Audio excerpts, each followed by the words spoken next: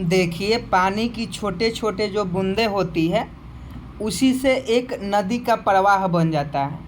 वैसे ही अगर आप इस बार बिहार पुलिस एग्ज़ाम निकालना चाहते हैं तो आपको थोड़े थोड़े क्वेश्चन जो है पढ़ने होंगे। एक दिन में 50 क्वेश्चन पढ़िए, एक दिन में 100 क्वेश्चन पढ़िए। ये नहीं कि एक दिन में 500 क्वेश्चन पढ़ लें और एक भी क्वेश्चन उसमें से पूछा जाए तो एग्ज़ाम में सही नहीं कर पाए। तो एक दिन में 500 क्वेश्चन पढ़ने से अच्छा है कि आप 50 क्वेश्चन ही पढ़ें और 50 क्वेश्चन आपके माइंड में सेट हो जाना चाहिए, यानी आपको याद हो जाना चाहिए। तो आप ही बताइए कि 500 क्वेश्चन पढ़ना बेस्ट है कि 50 क्वेश्चन पढ़ना बेस्ट है, समझे कि नहीं। और पढ़े वहाँ जहाँ आपको समझ में आता है। सभी का कंटेंट सेम रहता है, सभी लोगों का क्वेश्चन सेम रहता है, सभी बुक का क्वेश्चन सेम रहता है, समझे कि नहीं। लेकिन पढ़ाने का तरीका अलग होता है, समझाने का तरीका अलग होता है। किसकी बातों को आप समझ पाते हैं या आप पर डिपेंड करता है। तो जहाँ आपको समझ में आता है, हम ये नहीं कहेंगे कि आप हमारे पास ही पढ़ें या आप किसी और के पास पढ़ें। अगर आपको हमारे द्वारा पढ़ाया गया समझ में आता है तो आप बिल्कुल निश्चित होकर पढ़ें, क्योंकि सभी क्वेश्चन यहीं से एग्ज़ाम में छपने वाले हैं। अगर नहीं समझ में आता है तो आप दूसरे जगह पढ़ें, क्योंकि जहाँ समझ में नहीं आता है वहाँ टाइम पास नहीं करना चाहिए। और आज का क्लास बिहार पुलिस के लिए बहुत ही महत्वपूर्ण होने वाला है। तो बिहार पुलिस के सभी अभ्यर्थी जो हैं लाइव क्लास में जुड़ जाएंगे। और अभी आपका 10 बज गया है और क्लास आपका शुरू हो गया है। देखिए, आज का पहला क्वेश्चन है, गुर्जर प्रतिहार वंश की स्थापना किसने की। ये हिस्ट्री का क्वेश्चन है, पूछा जाता है, बार बार पूछा गया है। CSBC बार बार इस क्वेश्चन को दोहराता है कि गुर्जर प्रतिहार वंश की स्थापना किसने की। तो एक का ऑप्शन है नागभट्ट प्रथम हो जाएगा। गुर्जर प्रतिहार वंश की स्थापना नागभट्ट प्रथम ने की। तो अगर आप ऑप्शन ए बता रहे हैं तो आपका बिल्कुल सही जवाब है। अगला प्रश्न 2 नंबर देखिए, किस तोमर शासक को दिल्ली शहर स्थापित करने का श्रेय जाता है। फटाफट 2 नंबर का सही जवाब बताएं कि किस तोमर शासक को दिल्ली शहर स्थापित करने का श्रेय जाता है। फटाफट सही जवाब बताएंगे कि 2 नंबर प्रश्न का सही जवाब क्या हो जाएगा। लाइव क्लास है तो सभी लोग लाइव कमेंट बॉक्स में कमेंट करेंगे, क्योंकि आप सभी का कमेंट हम देख रहे हैं कि कौन क्या कह रहा है, कौन किसका आंसर दे रहा है। तो 2 का सही जवाब ऑप्शन डी हो जाएगा, अनंगपाल। अनंगपाल बिल्कुल सही जवाब हो जाएगा। अगला प्रश्न है 3 नंबर, चोल राजाओं ने किस धर्म को संरक्षण प्रदान किया था। 3 नंबर प्रश्न का सही जवाब बताएं कि चोल राजाओं ने किस धर्म को संरक्षण प्रदान किया था। स्टार लगा लीजिए, बहुत ज़्यादा इम्पोर्टेंट है कि चोल राजाओं ने किस धर्म को संरक्षण प्रदान किया था।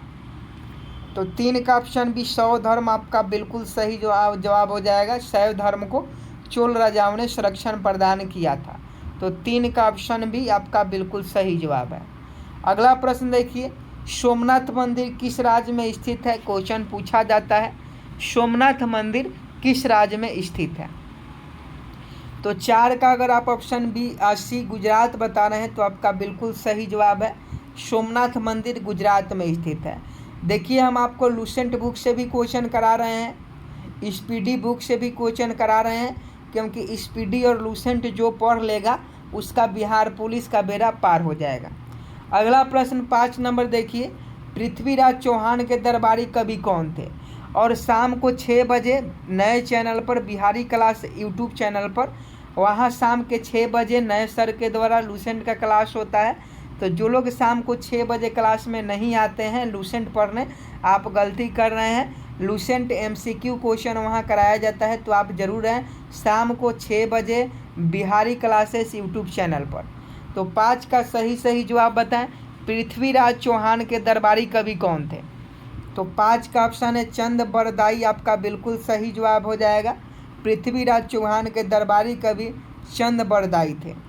अगला क्वेश्चन देखिए 6 नंबर, अमीर खुसरो किसके दरबारी कवि थे। 6 नंबर प्रश्न का सही जवाब बताएं, अमीर खुसरो किसके दरबारी कवि थे। तो 6 का ऑप्शन सी अलाउद्दीन खिलजी आपका बिल्कुल सही जवाब हो जाएगा। अमीर खुसरो अलाउद्दीन खिलजी के दरबारी कवि थे। अगला क्वेश्चन देखिए 7 नंबर, सिडबी का मुख्यालय कहाँ है? बहुत ज़्यादा इम्पोर्टेंट है, फटाफट 7 का सही जवाब बताएं। सिडबी का मुख्यालय कहाँ है? तो सिडबी का जो मुख्यालय है वो आपका लखनऊ में है। लखनऊ आपका बिल्कुल सही जवाब हो जाएगा। अगला प्रश्न देखिए, राइन नदी किस घाटी से बहती है? ये भी क्वेश्चन पूछा जाता है कि राइन नदी किस घाटी से बहती है। तो ये 8 का ऑप्शन बी भ्रंश घाटी आपका बिल्कुल सही जवाब हो जाएगा। राइन नदी भ्रंश घाटी से बहती है। भ्रंश घाटी से संबंधित क्वेश्चन पूछा जाता है। अगला क्वेश्चन देखिए, ब्रुनेई किस महाद्वीप में स्थित है? तो ब्रुनेई जो है यह आपका एशिया महाद्वीप में स्थित है। अगला प्रश्न का सही जवाब बताएं। डियागो गार्सिया किस महासागर में स्थित है?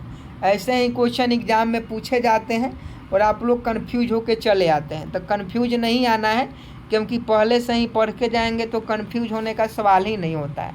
तो 10 का सही जवाब बताएं। डियागो गार्सिया किस महासागर में स्थित है? 10 का ऑप्शन है हिंद महासागर बता रहे हैं, तो आपका बिल्कुल सही जवाब है। अगला प्रश्न देखिए, उत्तर प्रदेश की सीमाएं कितने राज्यों से मिलती है? उत्तर प्रदेश की सीमाएं कितने राज्यों से मिलती है? तो 8 राज्यों से उत्तर प्रदेश की सीमाएं मिलती है। अगला प्रश्न देखिए, साइंस का है, सामान्य ताप में किसी गैस के 1 ग्राम अणु का आयतन कितना होता है?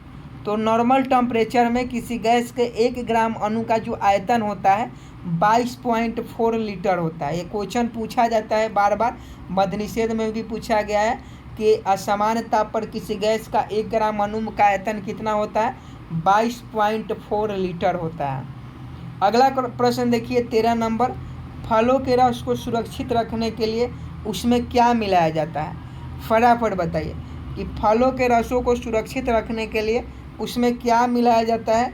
तो फलों के रसों को सुरक्षित रखने के लिए उसमें फॉर्मिक अम्ल मिलाया जाता है।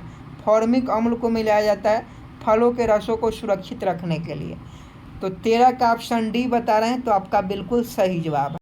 आज हम बात करने वाले हैं बिहार पुलिस कांस्टेबल एग्ज़ाम 2023 के बेस्ट बुक के बारे में, जो कि चक्षु पब्लिकेशन का है। आप सभी जानते हैं कि बिहार पुलिस में 21,391 पदों पर भर्ती होने वाली है और यह एक संपूर्ण स्टडी गाइड है जो आपके एग्ज़ाम के लिए बहुत ही महत्वपूर्ण है।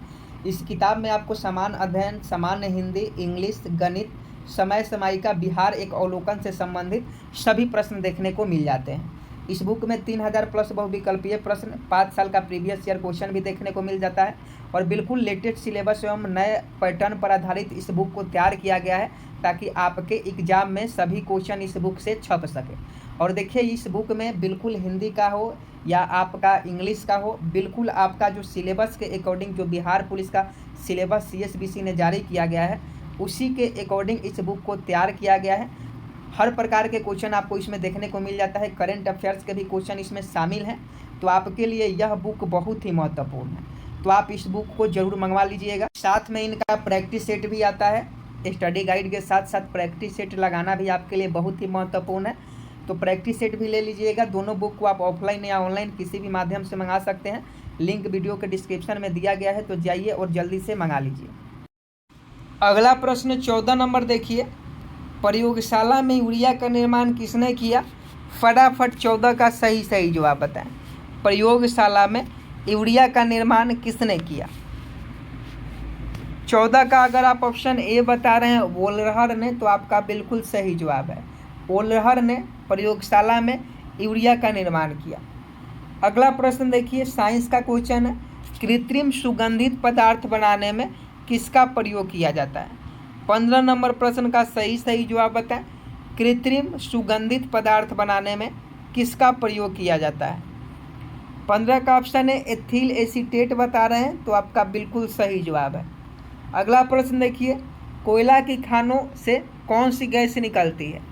कोयला की खानों से कौन सी गैस निकलती है? 16 का सही जवाब बताएं। 16 का अगर आप ऑप्शन बी मीथेन बता रहे हैं, तो आपका बिल्कुल सही जवाब है। कोयला की खानों से मीथेन गैस निकलती है। अगला प्रश्न देखिए, सबसे हल्का गैस कौन है? फटाफट 17 नंबर का सही जवाब बताएं। सबसे हल्का गैस कौन सा है? तो ये आपका हाइड्रोजन होता है। हाइड्रोजन जो होता है सबसे हल्का गैस होता है। अगला प्रश्न 18 नंबर देखिए, सूर्य के ताप को किससे मापा जाता है? 18 नंबर प्रश्न का सही जवाब बताएं। सूर्य के ताप को किससे मापा जाता है? ऑप्शन डी पायरोमीटर बता रहे हैं, तो आपका बिल्कुल सही जवाब है। सूर्य के ताप को पायरोमीटर से मापा जाता है, याद रखिएगा। सूर्य के ताप को किससे मापा जाता है? पायरोमीटर के मापा जाता है। अगला देखिए, विद्युत चुंबक किससे बनाए जाते हैं? क्वेश्चन बहुत इंपॉर्टेंट है, पूछा जाता है कि विद्युत चुंबक किससे बनाया जाता है? विद्युत चुंबक आपका नरम लोहा से बनाया जाता है, तो ऑप्शन सी बिल्कुल सही जवाब हो जाएगा। अगला क्वेश्चन देखिए, सर्वाधिक क्रियाशील तत्व कौन है? सर्वाधिक क्रियाशील तत्व कौन है? तो आपका फ्लोरीन हो जाएगा। फ्लोरीन जो होता है विद्युत ऋणात्मक तत्व होता है और यह सर्वाधिक क्रियाशील होता है। अगला प्रश्न देखिए, किस उच्च न्यायालय के अधिकार क्षेत्र में सर्वाधिक राज्य आते हैं?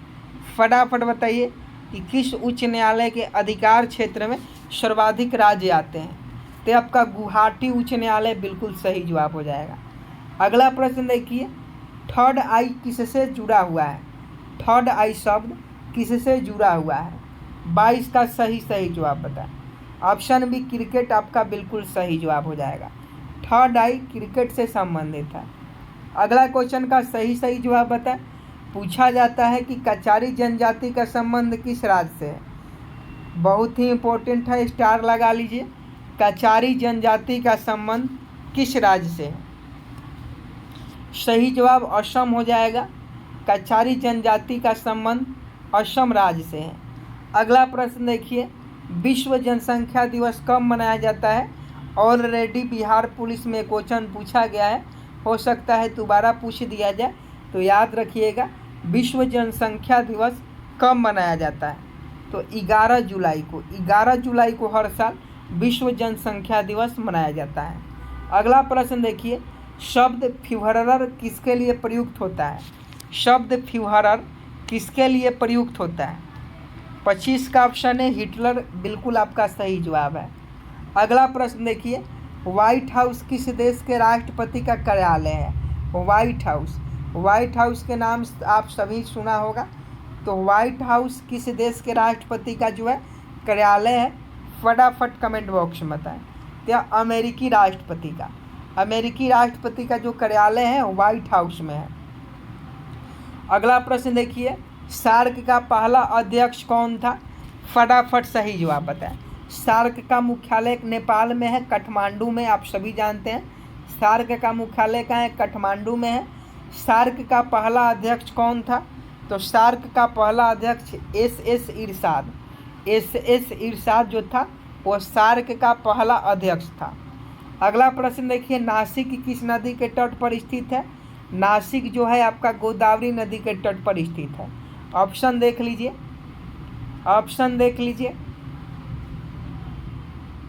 ऑप्शन ए हो जाएगा गोदावरी नदी। नासिक गोदावरी नदी के तट पर स्थित है। अगला क्वेश्चन देखिए, संयुक्त राष्ट्र की नवीनतम सरकारी भाषा क्या है?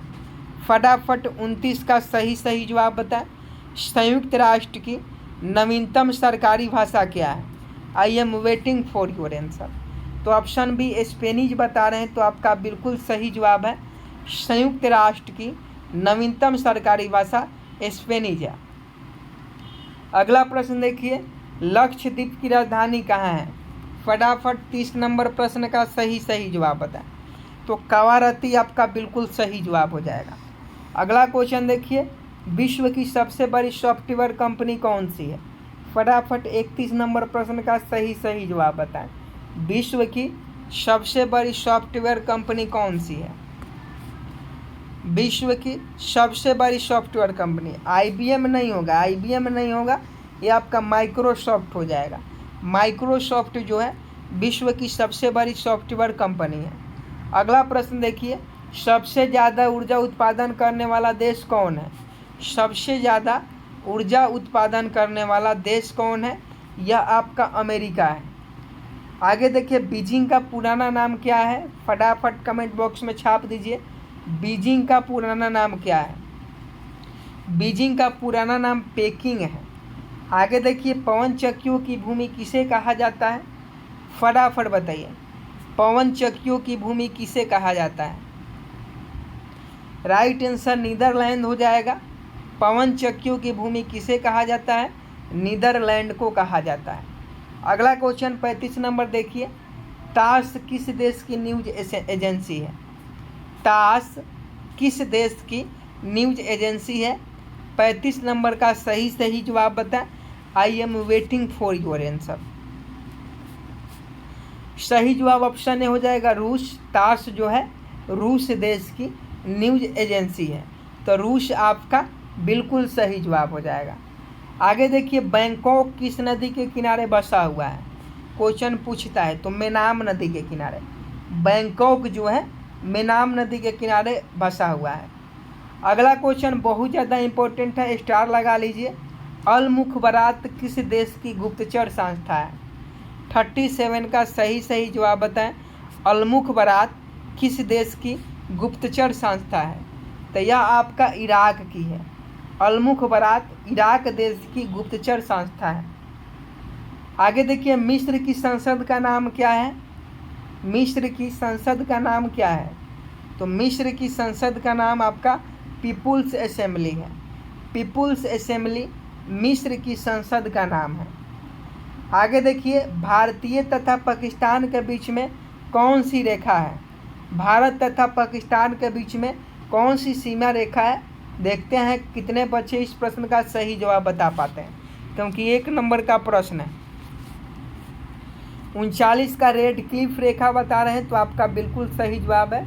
रेड क्लिफ रेखा जो है भारत और पाकिस्तान के बीच की सीमा रेखा है। मैकमोहन रेखा भारत और चीन के बीच की सीमा रेखा है। अगला क्वेश्चन देखिए, FAO की स्थापना किस वर्ष की गई थी? तो इसका सही जवाब ऑप्शन भी 1945 हो जाएगा। आज का लास्ट प्रश्न है कि मैग्नेटाइट किसका अयस्क है? होमवर्क का क्वेश्चन है। जितने भी बिहार पुलिस के अभ्यर्थी हैं, उम्मीद है कि आप सभी इस प्रश्न का सही जवाब होमवर्क में देंगे और आप सभी डेली 10 बजे हमारे साथ जुड़ेंगे। शाम के 6 बजे वाले क्लास में भी जुड़िए। नए चैनल पर शाम के 6 बजे लूसेंट से क्लास होता है, आप वहाँ भी जुड़ सकते हैं। नए सर के द्वारा वहाँ क्लास लिया जाता है और इस प्रश्न का सही जवाब आपको होमवर्क में देना है। और देखिए, वीडियो को लाइक नहीं किया है तो वीडियो को लाइक कर दें, क्योंकि आपके लाइक करने से हम मोटिवेट होते हैं। आप जब वीडियो को लाइक करते हैं तो हम मोटिवेट होते हैं, तो आप वीडियो को लाइक ज़रूर करें। PDF आपको टेलीग्राम पर दे दिया जाएगा। तो मिलते हैं नेक्स्ट वीडियो में, तब तक के लिए जय हिंद जय भारत।